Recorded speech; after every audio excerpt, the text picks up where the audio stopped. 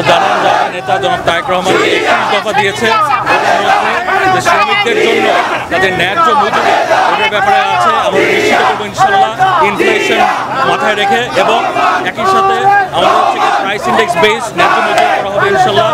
শিশু শ্রম, child labour নিষিদ্ধ করবো ইনশাল্লাহ, এবং আমরা গণতান্ত্রিক ট্রেড ইউনিয়ন এগুলো থেকে যে কীভাবে কার্যকর করা যায় এগুলো আমরা ব্যবস্থা করবো। এগুলো আমাদের নেতা জনাব তারেক রহমানের যে 31 দফা ওইটার মধ্যে তিনি দিয়েছেন, এবং আল্লাহর ইচ্ছায় জনগণের সহযোগিতায় বিএনপি দেশ পরিচয় করলে আমরা এগুলো নামে নয় স্বাদেই আসল পরিচয়।